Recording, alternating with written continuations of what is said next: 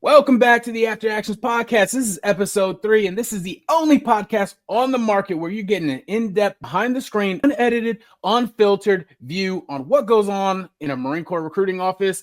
Today, I got with me my co-host, and he got 3 years successfully completed on recruiting duty. He even worked at the Military Entrance Processing Station, otherwise known as MEPS. Also, my second co-host, Lou. Lou has 7 years of recruiting duty under his belt. He became a career recruiter. We call it an 8412. Me, I got a successful duty underneath my belt. I did 3 years on the duty as a canvassing recruiter, and I became a boss. But today, we're talking about all things delayed entry program, which means if you are in this program, you are a poolee. Or if you're not in the program yet, you probably want to become a poolee, but your recruiter might be saying some stuff weird. This podcast was built for people who have interest in the Marine Corps, are in the Marine Corps, maybe enlisted to the Marine Corps, but hasn't become a Marine yet. Also, military in general. If you're a parent, this is also for you. Lou, can you please do me a favor and explain to the viewers, what is the delayed entry program? So the delayed entry program is a program for everybody and anybody that decides to join the military, the Marine Corps, and is waiting to go to recruit training. So if I'm a high school junior going into my senior year of high school, and I know the Marine Corps is something that I want to join, I could join as early as at the end of my junior year. It's called delayed entry because it allows you the opportunity to secure a seat for you to go to recruit training ahead of time. You get ready, right? Because not all of us are ready from the get-go for something that like recruit training for what we're about to encounter. So it gives you a good opportunity to grow and get better prepared before you go into boot camp. I know a lot of people got questions on what it takes to even become a poolee. So if you're in the delayed entry program, or we might refer to it as the DEP, you are called a poolee. A poolee for the United States Marine Corps. And you had the whole experience over there at MEPS. Can you say a little bit about what it even takes to become a poolee? So it's actually a lot. You got a series of questions and activities and things you got to do during that day. You're waking up early in the morning. I remember being there like 3:30, 4 o'clock in the morning as we start processing these applicants to go through it. So there's parts where you sit down, you talk with us. There's another part where you actually go to the medical officer and he checks you out medically just to make sure that there's nothing wrong with you. Your bones are working the way it's supposed to work. You're bending, your body's working the way it's supposed to work. After that, you come back to us. We talk about anything that, the recruiter might have missed, any questions and stuff like that. Once they pass us, we go ahead and talk about all the forms they need to fill out when it comes to their contract, get them fingerprinted and get them ready to actually, sit up and actually take that oath of enlistment in front of the commanding officer that's there and their family and friends that go and see them. I appreciate you, Ant. Hey, if y'all haven't seen episode 1 or episode 2, you probably don't know yet.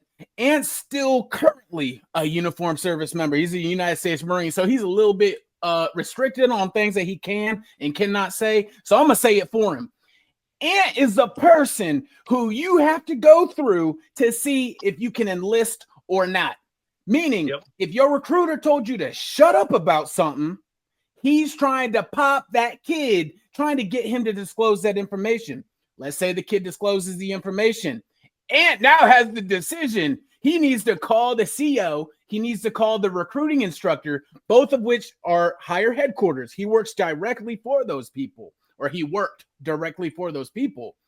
And hey, the CO, the RI, the recruiting instructor is either going to say, yeah, we need that kid. Or no, hey, we need to hold the recruiter accountable. But our job as the canvassing recruiter is to make sure that motherfucker tight. He got no leaks. He's got no leaks. He's going to go to MEPS. Even though I told that kid he needs to shut up that he had asthma when he was 3 years old. When was the last time you had an inhaler, kid? Oh, well, I don't even remember. I don't think I ever had one. But my mom said I had asthma. Yeah.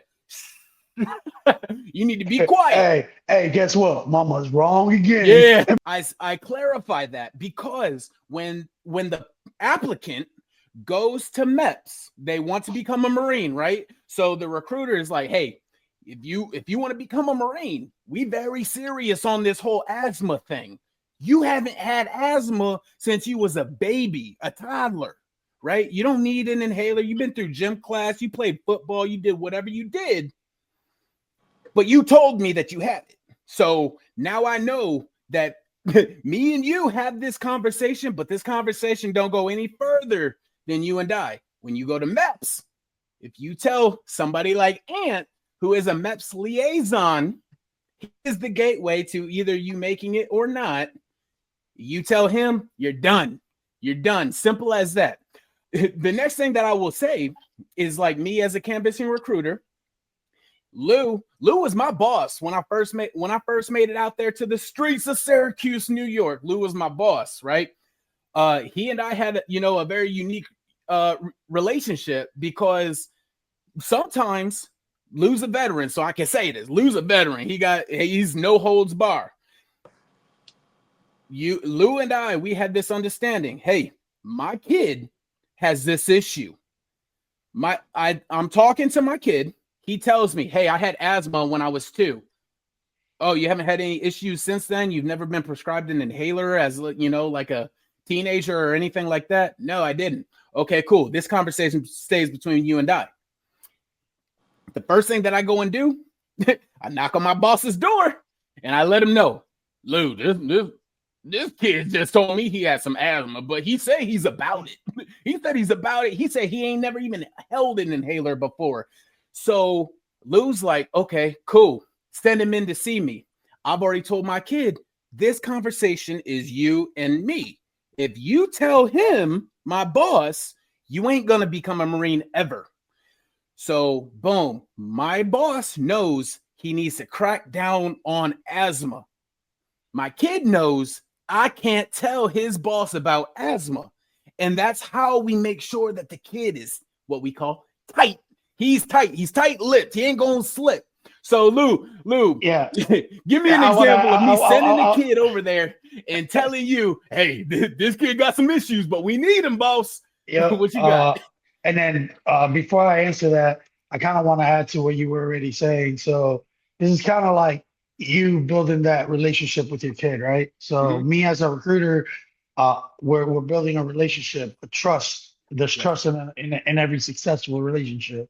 So the way we used to do things is to build that trust. And if the moment that kid tells somebody else something that was supposed to be me and him, that trust is broken, I would no longer be working with you, because I'm putting my career on the line every single time I have to send a kid down range, because mission, right?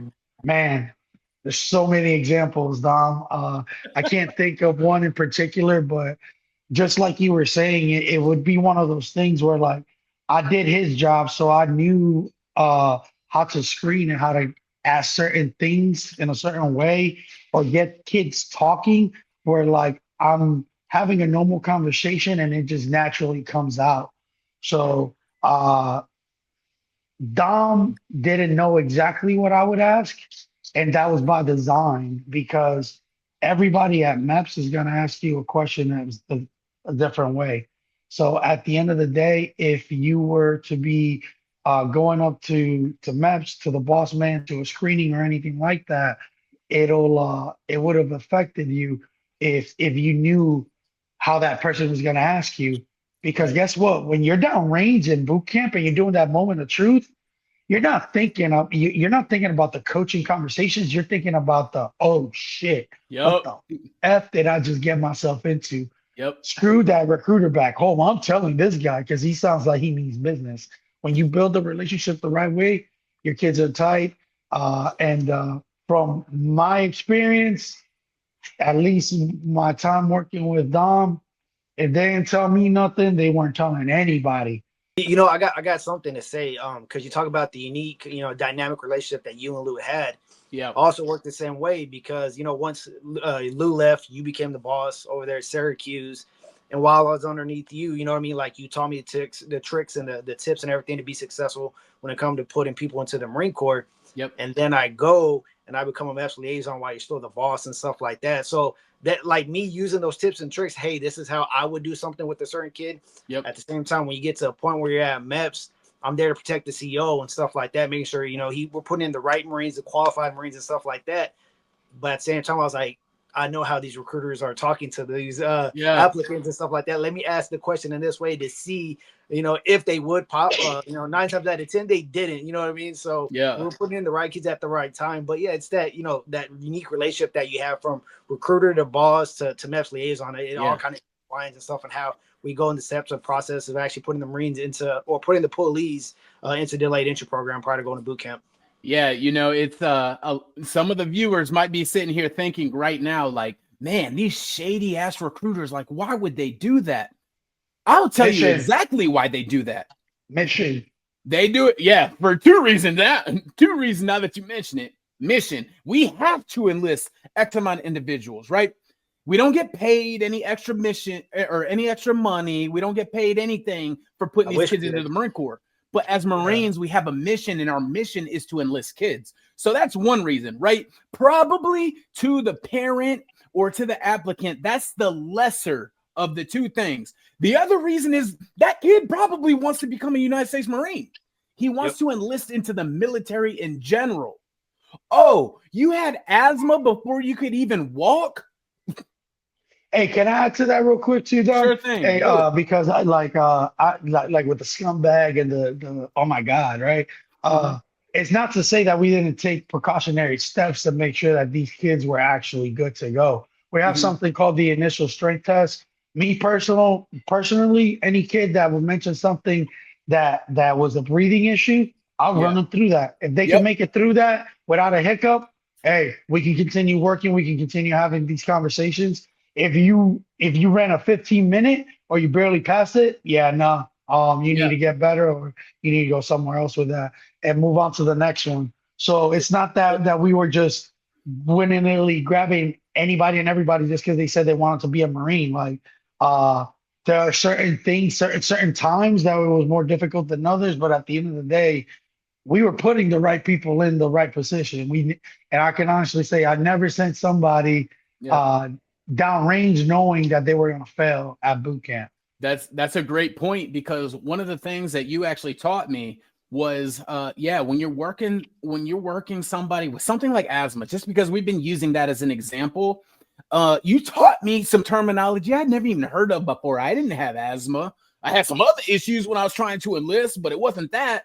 Bronchitis. As a Marine, we do what's called a PFT. That's a physical fitness test. As an applicant, if you have a history anywhere in your lifetime of asthma, we run you through a PFT, but this time it's called a pulmonary functions test. If you want to become a Marine, I'm telling you right now, somebody like Ant up at MEPS is going to stop that process, or you're going to be submitted for a waiver, and they're going to stop that process because they don't mess with that. But how it's done is, if you go to a doctor, if I tell you, hey, you just told me you got some asthma, right? Or you had it back in your past. You need to go to your doctor and you need to complete what's called a pulmonary functions test, a PFT.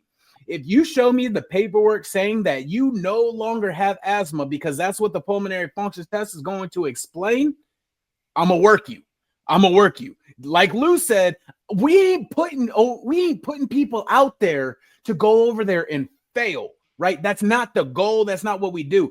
Obviously, we have a mission to enlist kids, but we also have a mission to ship kids to boot camp, and we also have a mission to graduate people from boot camp. We get graded on all of those things. So if there's parents watching this podcast right now, I want you to understand that this is not just something that recruiters do because they have to meet a number. They're a used car salesman. Fuck that. We're doing this for your kid, for their future. If your kid wants to join and you're refusing, you're saying, I'm not going to sign parental consent, my kid is not yet 18. They want to make that decision when they're 18, they can do that. I'm going to tell you right now, that kid is going to do it when they turn 18, and they're going to do it, and they're going to leave, and they're not going to talk to you through that entire process. I would assume, because I too am a parent, that you would want to be involved in all of that stuff.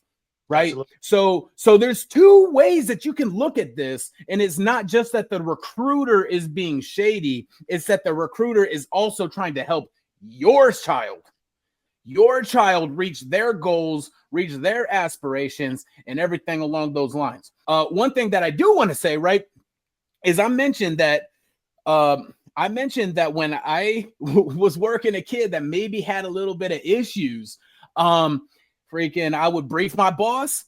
I would also brief my kid. So they're both on this.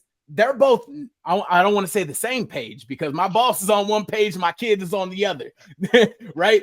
So my kid don't know that my boss knows, but I'm going to make sure that kid is tight. Lou mentioned earlier that there's this thing called the moment of truth, and that's when you're on the recruit depot. You're either in Parris Island or you're in San Diego, and they're going to put you in a room. You're tired because you haven't slept in who knows how many hours. And they're going to sit there and they're going to challenge you and tell you your life will be ruined when I put your name into this system and all of the information in the matrix pulls up. And now you're scared. Like, man, my recruiter said this wouldn't happen, blah, blah, blah, blah. And then they pop. They disclose that information, so on and so forth. That, for my experience, that's a complete scare tactic, right? That's to get the kid to disclose additional information. Now, Dom, real quick on that topic with the signature. So the form that they sign before they go to MEPS, the 2807, yep, there's a statement in there saying that under HIPAA law, you're authorizing us to pull medical records, this and that. No hospital in the right mind is going to take that DD form. You have to sign a whole completely separate form. It's called a HIPAA form. yep.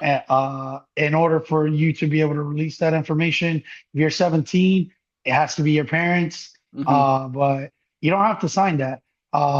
More times than not, the people that would just get caught up on some weird stuff were so like military brats, so kids that their parents were in the military, because they're already on the system, DEERS and all that.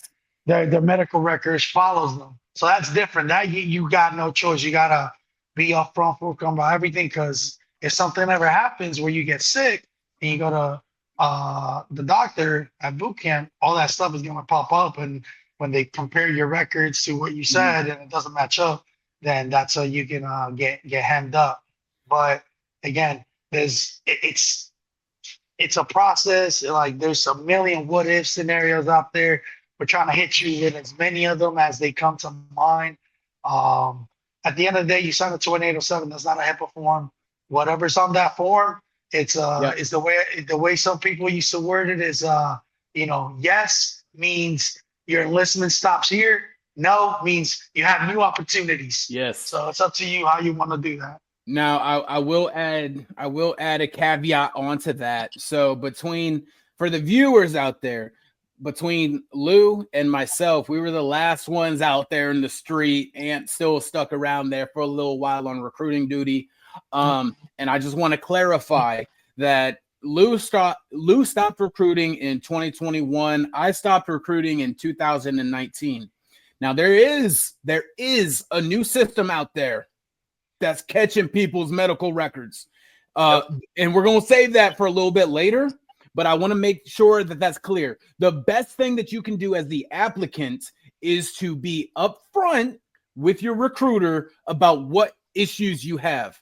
Ask them, man to man, woman to man, woman to woman, however that works out.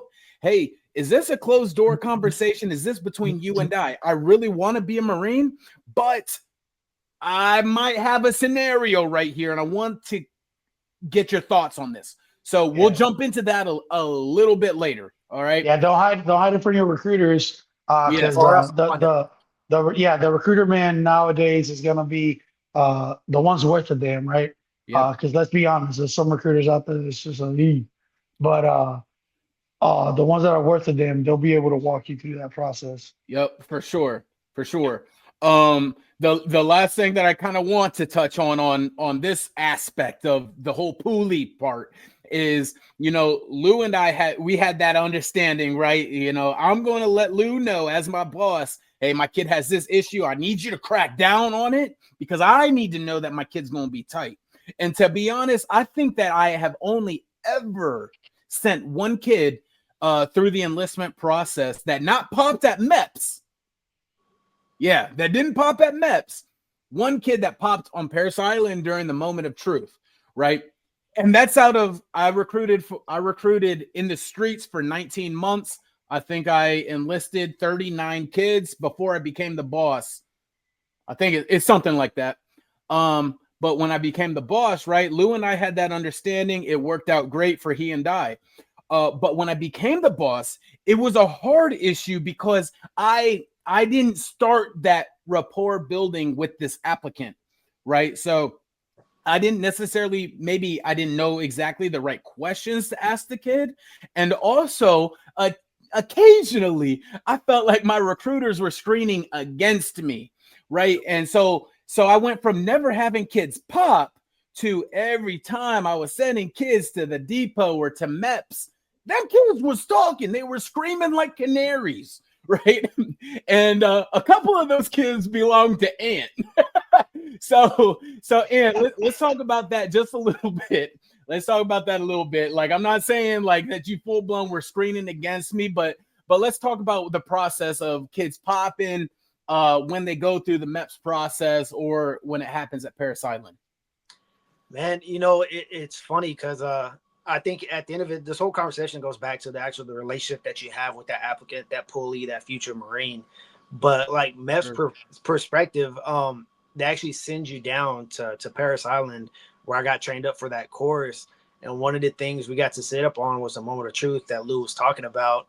And it's crazy because, again, like different environments, it's going to bring out different type of person or during that time. Because I seen some kids that we knew within our RS that were solid kids. And then they get to a place where it's completely new. It's a culture shock. And then you got a drill sergeant come to them like, hey, like, look, you're good. Did you smoke weed? Because we're about to find out we did this. And then the kid's like, yep. He's like, did you tell your recruiter? No. So sometimes like it's just a kid in a different environment and he just didn't disclose it to the recruiter. Oh, you know what I mean? Or, if the recruiter told them to shut up, they were good within that time period, but then a new environment in a different state, in a place they've never been. Because don't forget, a lot of these applicants, these future Marines, have never been outside of their state, so they're in a place where mommy and daddy are not around. They have no one to hold a hand or tell them to shut up, or the case may be. By the way, I've gone on the book right now officially. I've always processed people by the Marine Corps EPM, so I never did. You sure did. Oh, you sure did. But like they go to boot camp, and the moment of truth, like it's just a trickle effect. You'll see one kid that's like, yep, I got to say something. And then another kid that's there thinking about it is like, oh, well, if he's saying something, they said nothing's going to happen to us. I want to get this off my chest too. And it just trickles down. And next thing you know, you got, kids alligating against their recruiters or kids that never told their recruiter anything, but now the recruiter is getting hemmed up because, hey, you didn't screen your kid properly. So it's just, like I said, it goes back to the relationship that you have with those, those pulleys, those future Marines. And going back to what you said, it got a point to where I was recruiting. I think it was just the stress. Like, hey, at the time I was maybe your hard hitter. I'm like, hey, I'm trying to get as many bodies as I can for you.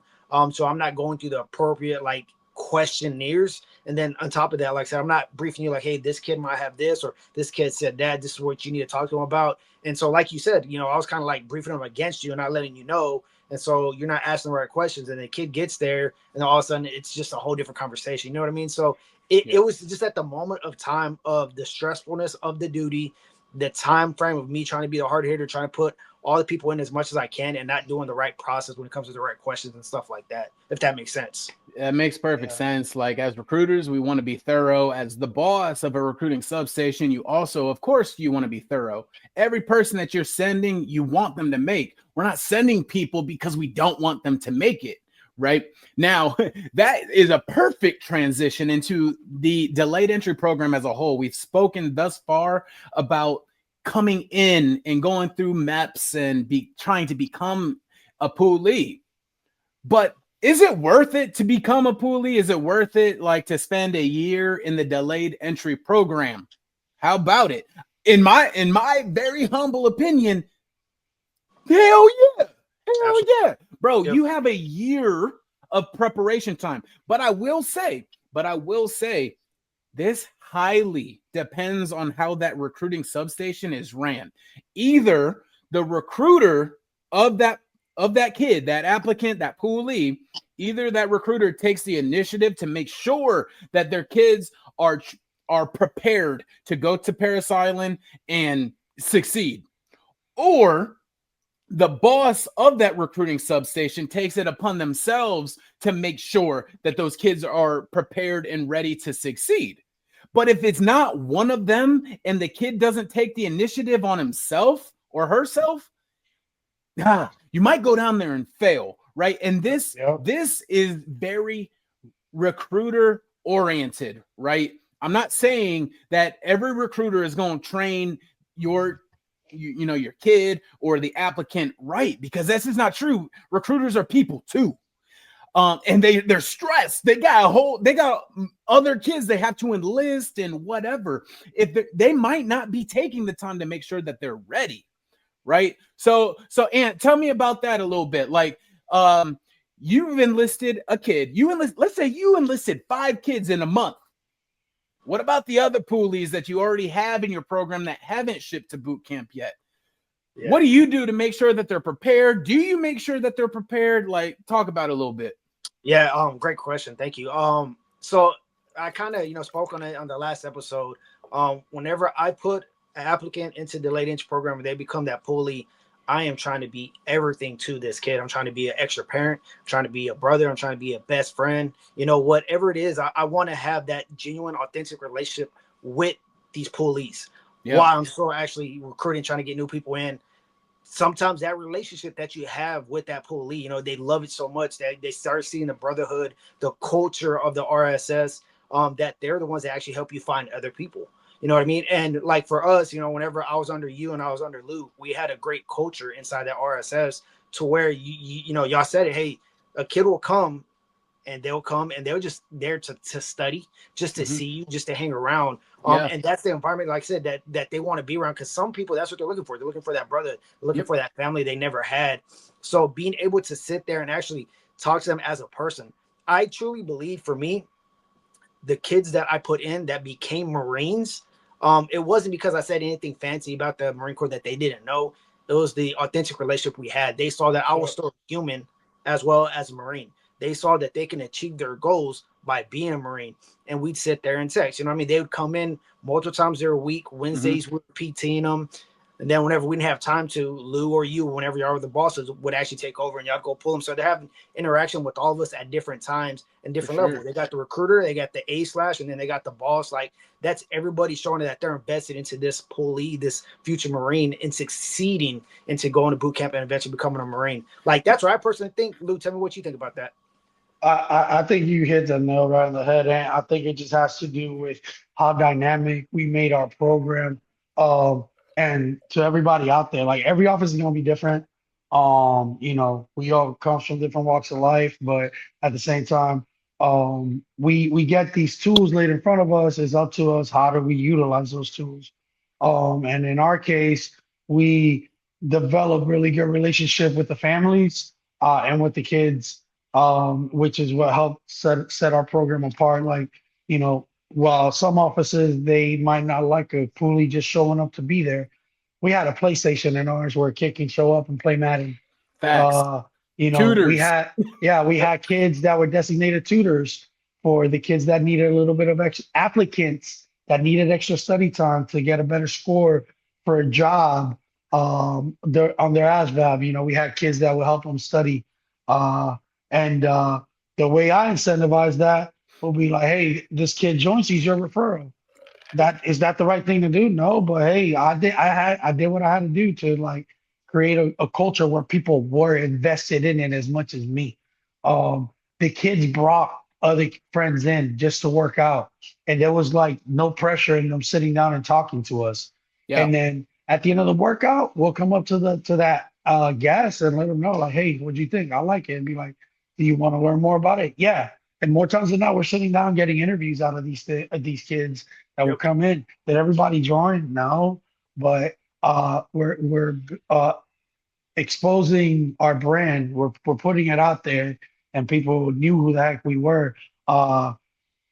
PT, whether it's myself, Dom, or one of the guys, somebody was always with them. It wasn't just poolies, PT poolies, or guides and squad leaders, right? We had kids that were guides and squad leaders, or kids that were in leadership positions. So we exposed them to leadership roles early on. sometimes we'll let them kind of like lead them once we felt comfortable with where they were at in their training, leading them and stretching and stuff like that. So that by the time we come out, we just go and do the workout. But not every workout was a sleigh fest. Sometimes we played sports. Heck, I think one of the most fun and productive pool functions we ever did was the King of the Hill with the big snow Oh yeah. and the Yep. guide on. Like you had people all over our shopping plaza looking at us like, what the heck are those guys doing? That Yep. looks like fun. I think anything that you do that you're being genuine and you're invested in, and people see that. Like, I don't know. I like to think I can see when somebody's being fake or not. Mhm. And a lot of times, if you're being fake, if you're doing something that you're truly not doing for the right reasons, it's gonna show. So Yep. like that's what made us successful is we were genuine, we were invested in it. And if you're a recruiter out there watching this, just invest in it. It's gonna pay itself tenfold to you. These kids will bring you more business and it's Yep. gonna make your life 10 times easier. Yeah, those between both of you, I should have been taking notes because both of y'all made so many great points right there that I really do want to touch on. First and foremost, it wholeheartedly depends on the recruiters of that recruiting substation and the boss, right? So every recruiting substation is not like that, right? That's how we did ours. And we were very, very successful in the kids we sent to the recruit depot and who came back as a Marine, right? Yep. We've actually got rewarded for that as a recruiting substation. Lou started it, I inherited it, and I literally I had it. I don't got it anymore, but I had a trophy. I had a trophy that I received for going 8 months straight to sending kids to boot camp and them coming back as Marines. None of them did not make it. And it's not like we just send one a month. No, we're sending like 10 kids a month to boot camp and they're all making it.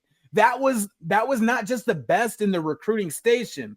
There's the recruiting station. I work at a recruiting substation. There's 11 recruiting substations. And then there's the district. And the district has other RSs that have 11 other RSSs. We were number one in the whole district. That's a big deal. So we were doing something right. And what I would say is in my own experience as a recruiter, as a canvassing recruiter, is first of all, I was very invested in my kids making it. So, and I'm also naturally a very, very competitive person. So as Lou mentioned, we had squad leaders and we had a guide. So the squad leaders are in charge of like the poolies, making sure they're doing what they need to do. And the guide is in charge of those squad leaders. So if I need something to happen, I'm going to tell the guide, and the guide's telling the squad leaders, and the squad leaders are reaching out to all of the poolies to make sure whatever I want it done is happening. Right. So first of all, that's a very effective measure to take. If you're involved in the process, like if you're not involved, the squad leader is going to tell the poolee to do something and be like, fuck you. Like, why do I need to do that? Like, shit, you're not my boss, but I personally was very competitive. So when I seen another poolee that I didn't personally enlist become a squad leader, I took offense. I was offended by the fact that one of my poolies was not a squad leader. Not at Lou, who was my boss, who got to pick who the squad leaders were. I was offended at them. I've invested everything in you, and you're not going to become a squad leader? Why? Tell me why. Am I failing you? They couldn't say yes because I was giving them everything I had. I truly believe that. If they're bringing in referrals to help me enlist more people, if they're leading the front of PT, meaning if we tell them to do pull-ups, my poolies need to be doing the most. And if they're not doing the most, I'm fixing it. You got an issue and I'm correcting it right now. All recruiters do not do that. All recruiters do not do that. And that's very important to understand. Like I for real have real love for every single person that I was enlisting, all of them. But to be one of my poolies, you got to be amongst the best. That's just the way I felt. What you got, Lou? Hey, so just so people understand like how competitive you were, it was to the point where like when Dom was still one of my canvassing recruiters, he he was the first one, and then we made this a office thing, but he's the one that started it.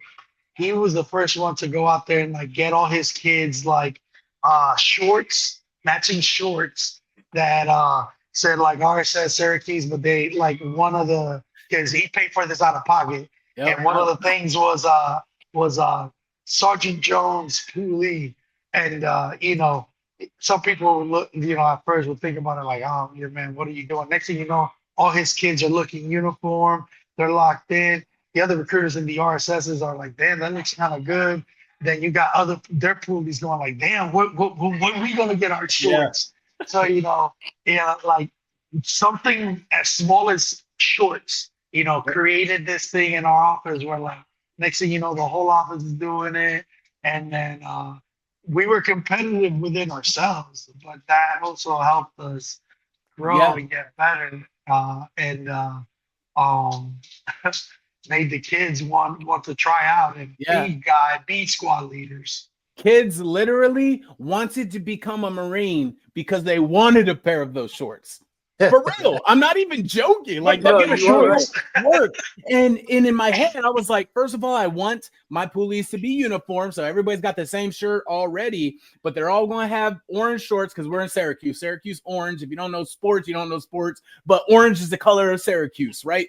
So they all had orange shorts. They all had on there RSS Syracuse, Sergeant Jones underneath that, you know, and people be like, what kind of shorts are you wearing? Because they are wearing them out in town. Oh, these are my recruiters. Boom, referrals. Another thing that I want to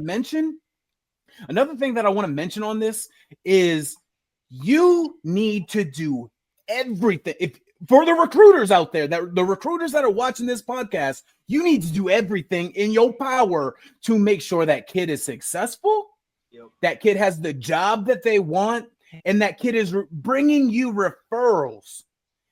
And you can do all three by making them link together. You want your job? You need to give me a referral. Once you give me a referral, at that point, I'll start working on your job. Oh, I just enlisted. Like, you have to give me a job. I sure do have to give you a job. Sounds perfect for open contract. You're with me. You're not with these other people. I would for real tell my kids that you don't get a job until you bring me a referral. Yep.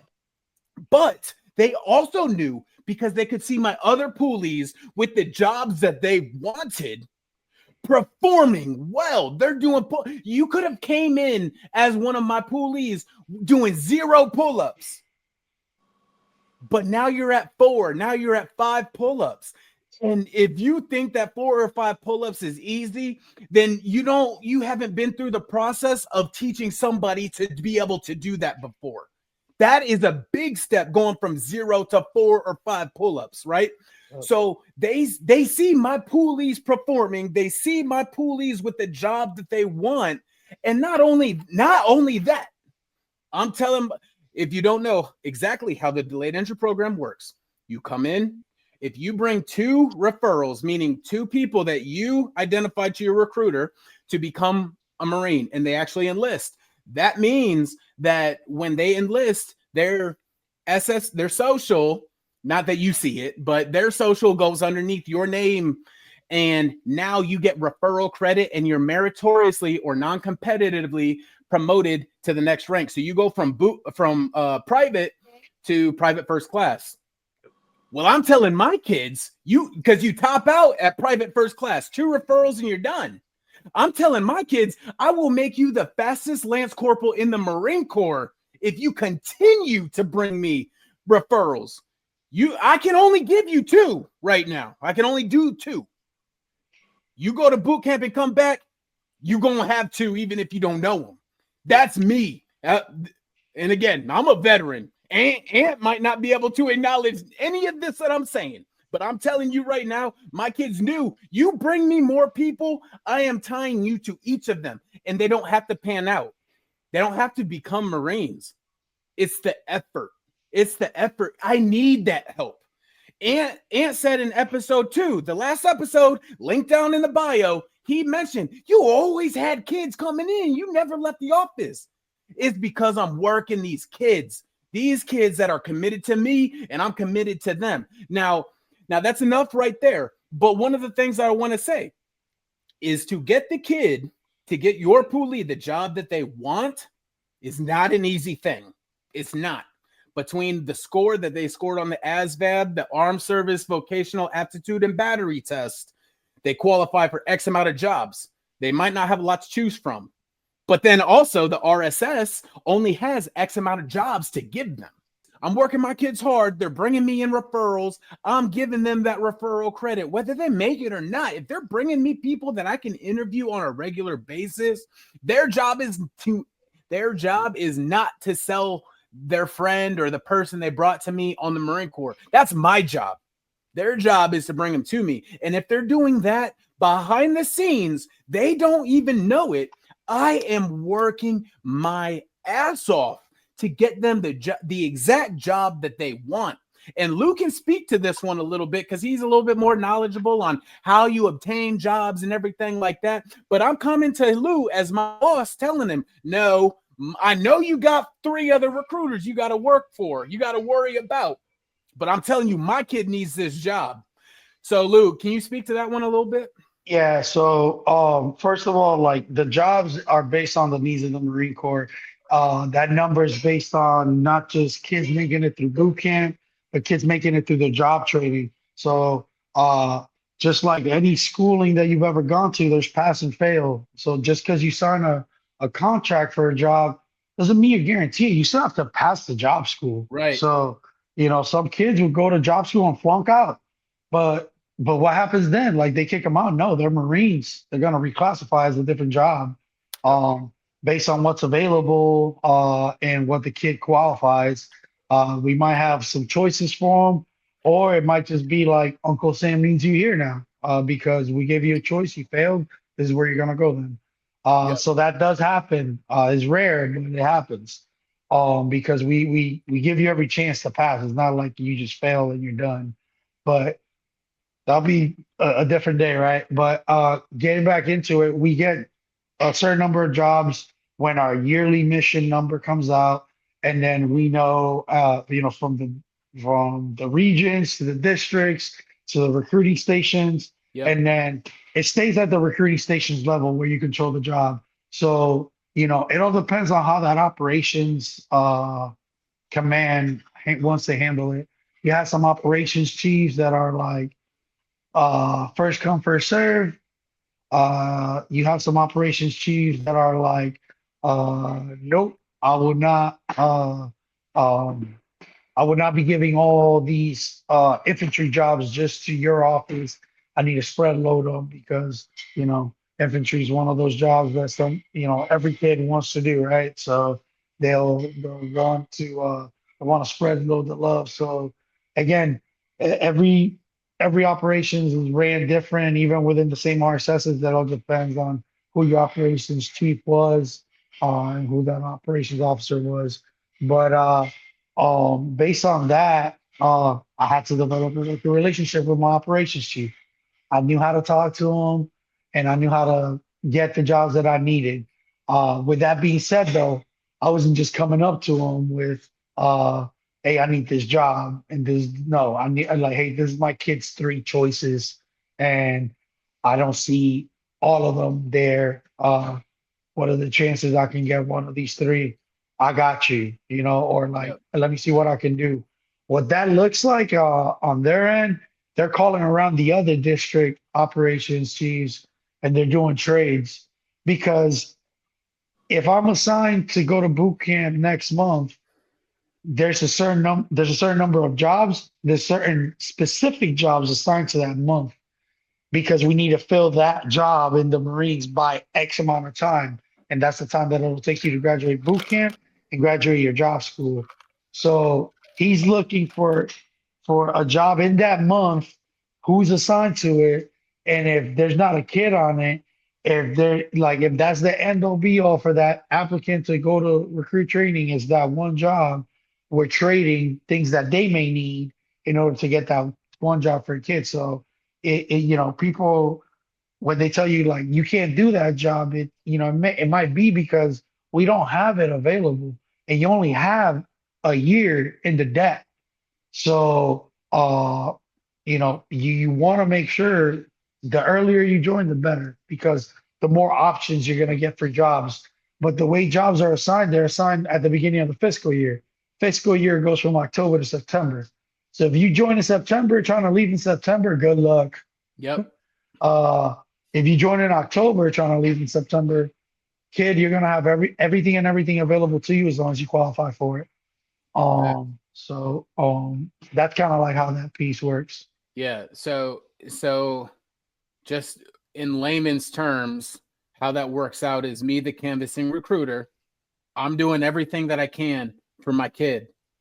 I expect, because I write these contracts for my boss, right? I don't got to write 3 every month. Technically, I could write a few zeros out there. 0, 0, 0. Oh, 2, 0. I could have done that and completed my tour. But you wasn't gonna do that. But my boss understood that I'm out here hustling. I'm out here doing everything I can for the mission. It's my mission. It's his mission. He gets assigned the mission. I inherit it.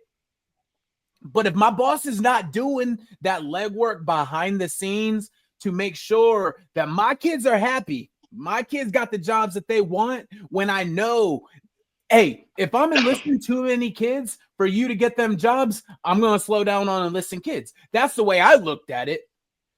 So Lou, being my boss, he's sitting here, fuck, I don't have this job.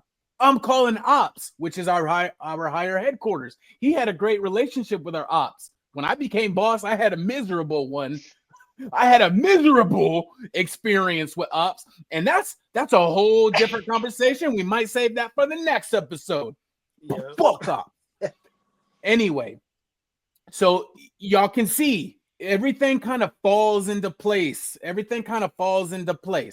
And lastly, the last step of all of this, as you form it together, we found the kid, we've made him, we've gotten him through MEPS, we've prepared him to go to boot camp, and they either make it or they don't. That's on the individual.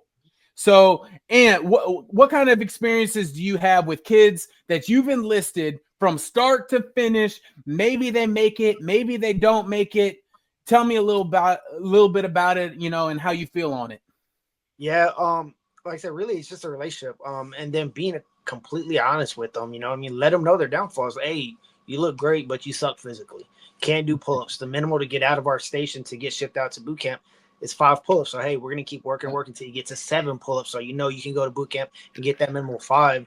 It's just mentally. I think that's the beauty of freaking this late entry program is mentally, along with physically, but mentally getting them prepared for that culture shock, being away from the families for the first time ever, and then being able to do just the minimum. We want you to do more than minimum. Obviously, we're Marines, but at least the minimum to get you through boot camp. So it's really just informing them, being honest with them, letting them know, hey, this is how it goes. This is what I need you to do. This is where you're at, but this is where we're going to get you.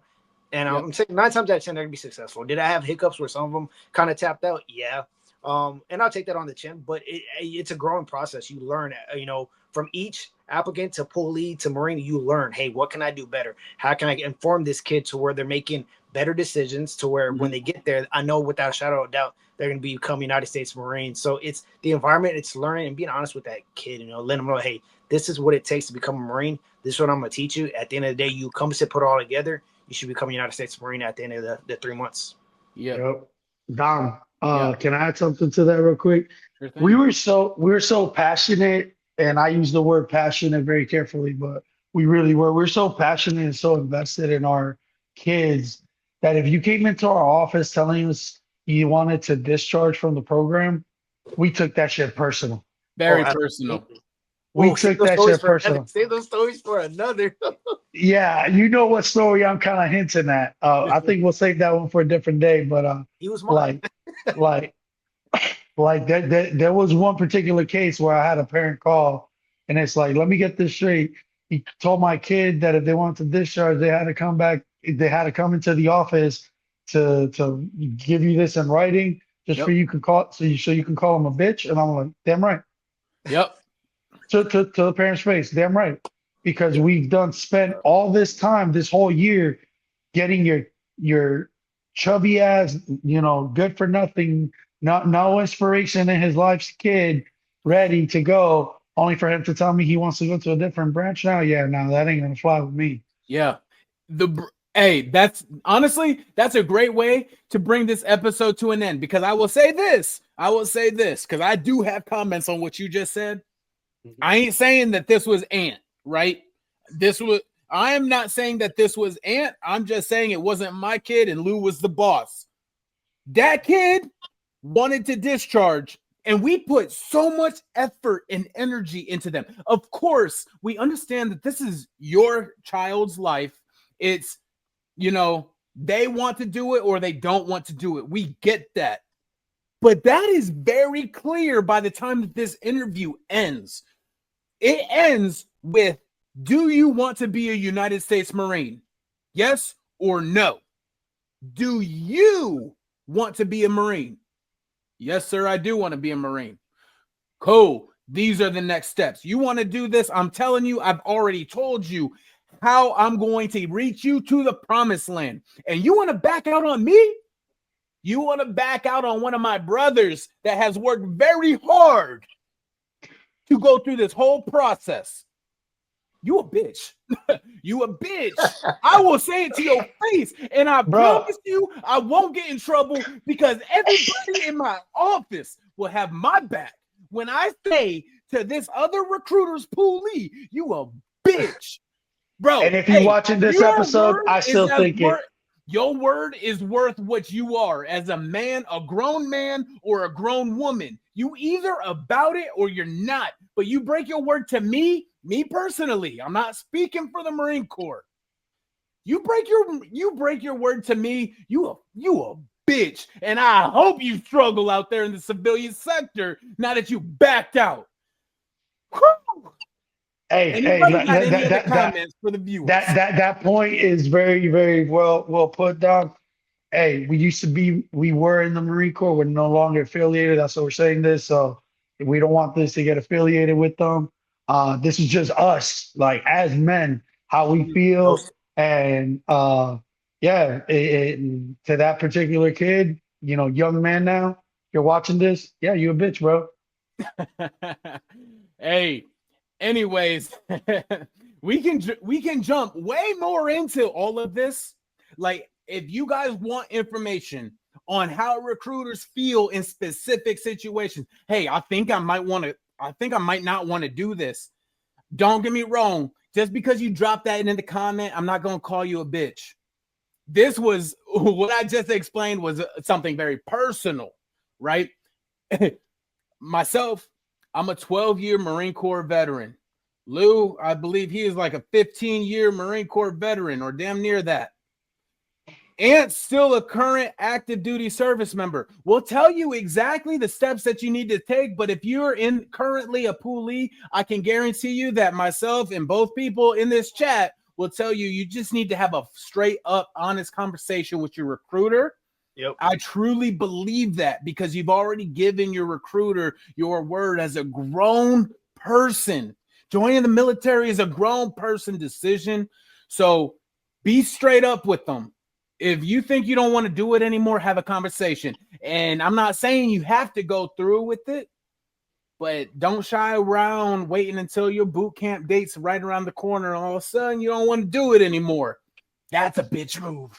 All right. So, hey, that's going to end it for episode 3 on the After Actions podcast, where we talked all about the poolies, the delayed entry program. If y'all got questions, please drop them down in the chat. Make sure you're subscribed, like the video, hit the notification bell, and until the next time on the After Actions podcast.